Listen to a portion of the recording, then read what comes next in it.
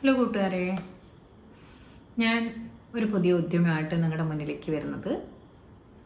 നമുക്കറിയാം 2, 4, 6, 8, 10 ക്ലാസ്സുകളിലെ text book, Malayalam എല്ലാ text ബുക്കുകളും മാറിയിരിക്കുന്നതാണ്. അപ്പോൾ ഞാനിവിടെ വന്നിരിക്കുന്നത് നമ്മുടെ 6ാം ക്ലാസ്സിലെ മലയാളം ടെക്സ്റ്റ് മാറി വന്ന ടെക്സ്റ്റ് ബുക്കുകൾ, അതിനെ പാഠം എളുപ്പമായിട്ട് വിവരിക്കാനും അതിൻ്റെ പഠന പ്രവർത്തനങ്ങൾ നിങ്ങൾക്ക് മുന്നിൽ കൊണ്ടുവരാനും വേണ്ടിയിട്ടാണ് ശ്രമിക്കുന്നത്. അപ്പോൾ ആഴ്ചയിൽ 1, 2 വീഡിയോ ആയിട്ട് അത് പാഠം നിങ്ങളുടെ മുന്നിൽ എത്തിക്കണം എന്നതാണ് എൻ്റെ ആഗ്രഹം.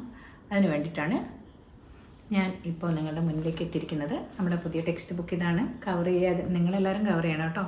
കവർ ചെയ്യാതെ നിന്നത് നിങ്ങൾക്ക് ഈ ടെക്സ്റ്റ് കാണാൻ വേണ്ടിയിട്ടാണ്. അപ്പോൾ മലയാളം ഫസ്റ്റ് കേരള പാഠാവലിയും മലയാളം സെക്കൻഡ് അടിസ്ഥാന പാഠാവലിയാണ്. അപ്പോൾ പ്രവേശവും ഒരു യൂണിറ്റിൽ 3 ലെസണുകളാണുള്ളത്. അതൊക്കെ ഒരു പാഠം 1, 2 ഭാഗങ്ങളായിട്ടോ അതിൻ്റെ പ്ലേലിസ്റ്റും ഈ ടെക്സ്റ്റ് ബുക്കിൻ്റെ മുഴുവനും പ്ലേലിസ്റ്റും സമയത്തിനനുസരിച്ച് നിങ്ങളുടെ മുന്നിലെത്തിക്കും. കാണുക, പഠനം എളുപ്പമാക്കുക.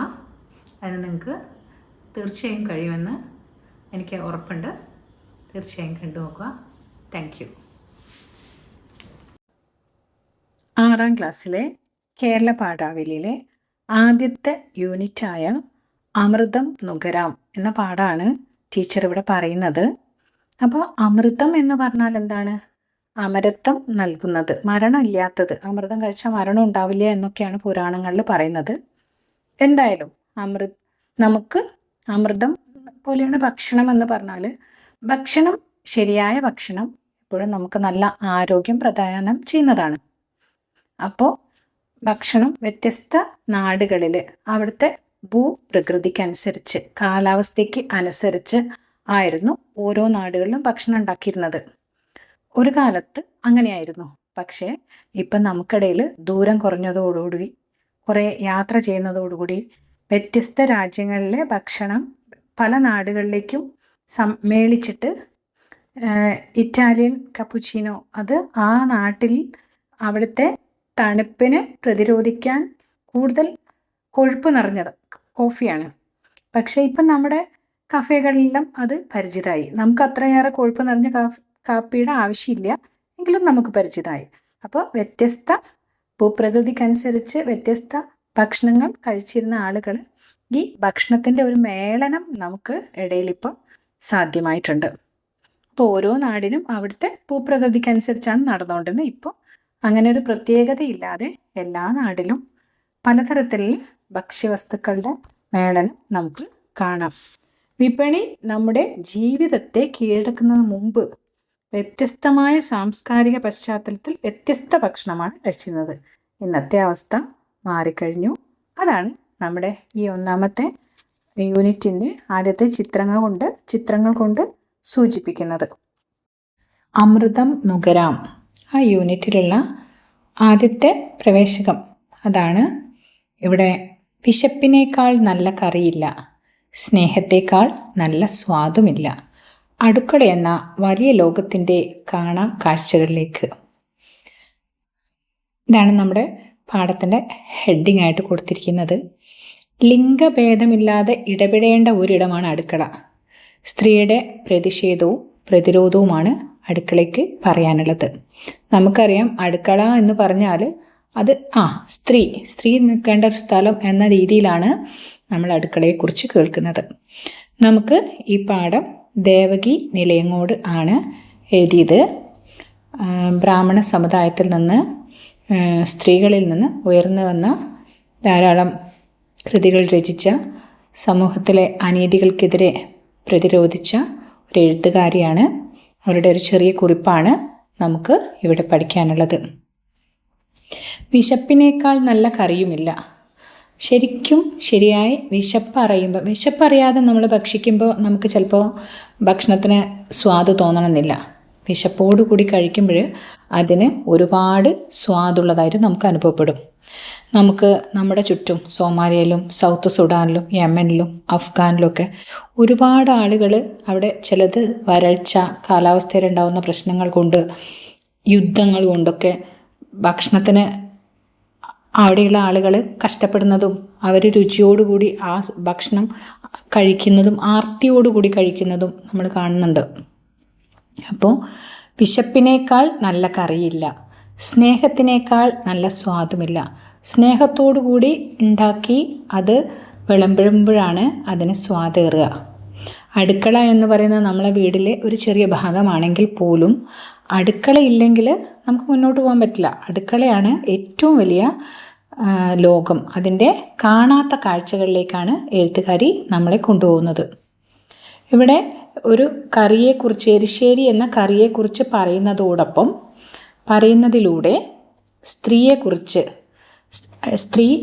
സ്ത്രീ സ്വാതന്ത്ര്യത്തെ അടക്കി ഒതുക്കാൻ ശ്രമിക്കുന്ന യാഥാസ്ഥിതികരെയാണ് ഇവിടെ എഴുത്തുകാരി തുറന്നു കാണിക്കുന്നത്. ഭക്ഷണ വിഭവം പോലെ സ്ത്രീയെ പാകപ്പെടുത്തേണ്ടതാണ് എന്ന പുരുഷ മേധാവിത്വമാണ് ഇവിടെ എഴുത്തുകാരി നമ്മുടെ മുന്നിൽ തുറന്നു കാണിക്കുന്നത്. നമുക്ക് പാഠത്തിലേക്ക് പോവാം. സദ്യയുടെ വിഭവങ്ങളിൽ പ്രധാനപ്പെട്ടതാണ് എരിശ്ശേരി. എരിശ്ശേരി നമുക്കെല്ലാവർക്കും അറിയുന്നൊരു വിഭവമാണ് അല്ലേ? അപ്പോൾ ആ വിഭവത്തെക്കുറിച്ചാണ് പറയുന്നത്. കായയും ചേനയും കഴുകി നുറുക്കി ഉരുളിയിലിട്ട് മുളക് പൊടി തൂവും. അളവ് കുറച്ചാണ് ഇതിൽ മുളകും മഞ്ഞളും ചേർക്കേണ്ടത്. കായയും ചേനയും ചെറിയ കഷ്ണങ്ങളായി നുറുക്കിയിട്ട്, മുമ്പ് പണ്ട് കാലങ്ങളിൽ ഉരുളിയിലാണ് ഭക്ഷണം ഉണ്ടാക്കുക. അപ്പം അങ്ങനെ ഉരുളിയിലേക്കിട്ട് മുളക് പൊടി കുറച്ചിടും. മുളകും മഞ്ഞളും ഉപ്പും മിതമായിട്ടാണ് മുളകും മഞ്ഞളും ഈ കറിയിൽ. എരിശ്ശേരി ചില കറിയിൽ കൂടുതൽ വേണം, ചില കറിയിൽ എരിവ് കുറച്ച് മതി, അങ്ങനെയൊക്കെ. എരിശ്ശേരിയിൽ മിതമായിട്ടാണ് മുളകും മഞ്ഞളും ചേർക്കേണ്ടത്.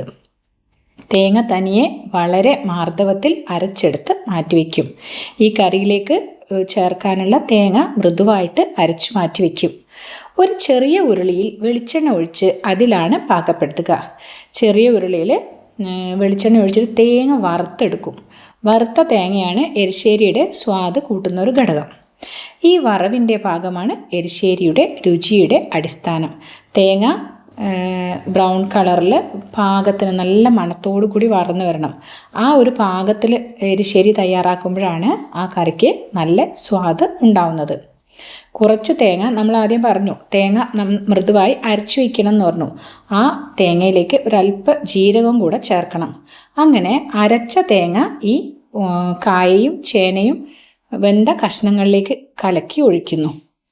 എന്നിട്ടാണ് നമ്മൾ ഇതിലേക്ക് വറുത്ത തേങ്ങയും ഇടാൻ പോകുന്നത്. ഈ കൂട്ടാൻ അധികം തിളയ്ക്കാൻ പാടില്ല. ചില കറികൾക്ക് നന്നായിട്ട് തിളയ്ക്കേണ്ട ആവശ്യം വരും, ചില കറികൾ അധികം തിളയ്ക്കില്ല. ഇപ്പം മോര് കറിയൊന്നും അധികം തിളയ്ക്കേണ്ടാത്ത കറിയാണ്. അതുപോലെ തന്നെ എരിശ്ശേരിയും അധികം തിളയ്ക്കേണ്ട എന്നാണ് എഴുത്തുകാരി പറയുന്നത്. അതോടൊപ്പം സ്ത്രീയെ കൂടിയാണ് പറയുന്നത്. എരിശ്ശേരി തിളയ്ക്കേണ്ട, ഏതുപോലെ എന്നാണ് പറയുന്നത്? എരിശ്ശേരി അധികം തിളച്ചാൽ അതിൻ്റെ സ്വാദും ഗന്ധവും മണവും നഷ്ടപ്പെടുമത്രേ. സ്ത്രീയുടെ ചിരി പോലെ എരിശ്ശേരി തിളച്ചാൽ മതി എന്നാണ് പ്രമാണം. എന്താണ് പറയുന്നത്? എരിശ്ശേരി തിളക്കുന്നതിനെക്കുറിച്ച് പറയുമ്പോൾ അത് ഒരു തള വരുവേ വേണ്ടൂ, ചെറിയ തള, വെട്ടിത്തിളയ്ക്കേണ്ട. ഏതുപോലെ എന്നാണ് പറയുന്നത്? സ്ത്രീയുടെ ചിരി പോലെ. അപ്പോൾ സ്ത്രീ മിതമായി ചിരിക്കാൻ, എത്ര സന്തോഷം വന്നാലും ഉറക്കെ ചിരിക്കാൻ പാടില്ല, മിതമായി പതുക്കെ ചിരിക്കാൻ പാടുള്ളൂ എന്നാണ് പറയുന്നത്.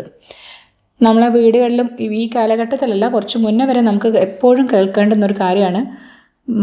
പെൺകുട്ടികൾ ഉറക്കെ ചിരിക്കുകയാണെങ്കിൽ പറയും, നീ പെണ്ണല്ലേ എന്ന്. അതാണ് ആ സ്ത്രീക്ക് സമത്വം ഇല്ലാതിരുന്നൊരു കാലഘട്ടത്തിലാണ് ഈ എഴുത്തുകാരി ഈ കാര്യം പറയുന്നത്. സ്ത്രീ ആയതുകൊണ്ട് മാത്രം പതുക്കെ ചിരിച്ച് വീടിൻ്റെ അകത്ത് ഒതുങ്ങിക്കൂടാൻ വിധിക്കപ്പെട്ടവളായിരുന്നു. പക്ഷേ ഇന്ന് അവസ്ഥ മാറി, സ്ത്രീക്ക് സമത്വം ആയി, തുല്യതയായി. നമുക്കറിയാം, നമ്മുടെ പാകിസ്ഥാനും ഇന്ത്യയും തമ്മിലുണ്ടായിരുന്ന യുദ്ധത്തിൽ ഏറ്റവും പ്രധാനപ്പെട്ട സ്ഥാനം വഹിച്ചത് ഒരു സ്ത്രീയാണ്. അപ്പോൾ സ്ത്രീയുടെ എല്ലാ മേഖലകളിലും സ്ത്രീ വളരെ ഉയർന്ന സ്ഥാനം വഹിക്കുന്നുണ്ട്, സ്ത്രീക്ക് പ്രാധാന്യം ലഭിക്കുന്നുണ്ട്. അപ്പോൾ മുന്നേ ഒരു കാലഘട്ടത്തിൽ സ്ത്രീ അടുക്കളയിൽ ഒതുക്കപ്പെട്ടവളാണ്. അതുകൊണ്ട് സ്ത്രീ ചിരിക്കുന്നത് ഏതുപോലെ ആയിരിക്കണം എന്ന് പറയുന്നത്? എരിശ്ശേരി തിളയ്ക്കുന്നത് പോലെ ചെറിയൊരു ചിരി, ശബ്ദം കേൾക്കാത്ത ചെറിയൊരു ചിരി മാത്രമേ സ്ത്രീക്ക് പാടുള്ളൂ എന്നാണ് പറഞ്ഞിരിക്കുന്നത് എന്ന ഓർമ്മപ്പെടുത്തൽ എരിശ്ശേരി തിളക്കുന്നത് പോലെയേ പെൺകിടാങ്ങൾ ചിരിക്കാൻ പാടുള്ളൂ എന്ന ഓർമ്മപ്പെടുത്തൽ കൂടി ഈ പ്രമാണത്തിലുണ്ട്. പുരുഷ മേധാവിത്വത്തിൻ്റെ സ്ത്രീക്ക് ഉയർക്ക ചിരിക്കാൻ പാടില്ല എന്ന ആ ഒരു കാലത്തെയാണ് ഈ പാഠത്തിലൂടെ ദേവകി നിലയങ്ങോട് നമുക്ക് മുന്നിൽ അവതരിപ്പിക്കുന്നത്. പാഠത്തിന് ശേഷം പാഠാനുബന്ധ പ്രവർത്തനങ്ങളും കൂടെ കൊടുക്കുന്നതായിരിക്കും. അതിൻ്റെ പ്ലേലിസ്റ്റ് ഇതിൽ വരും. അപ്പം നിങ്ങളത് ശ്രദ്ധിക്കുക. പഠനം എളുപ്പമാക്കുക. Thank you. തുടർന്നുള്ള പാഠഭാഗങ്ങളും ഇതുപോലെ അപ്ലോഡ് ചെയ്യുന്നതാണ്. എല്ലാ ആഴ്ചയും ഓരോ പാഠത്തെക്കുറിച്ചുള്ള വിശദീകരണവും പാഠാനുബന്ധ പ്രവർത്തനങ്ങളും അപ്ലോഡ് ചെയ്യുന്നതായിരിക്കാം. തീർച്ചയായും കാണുക. പഠനം എളുപ്പമാക്കുക. Thank you.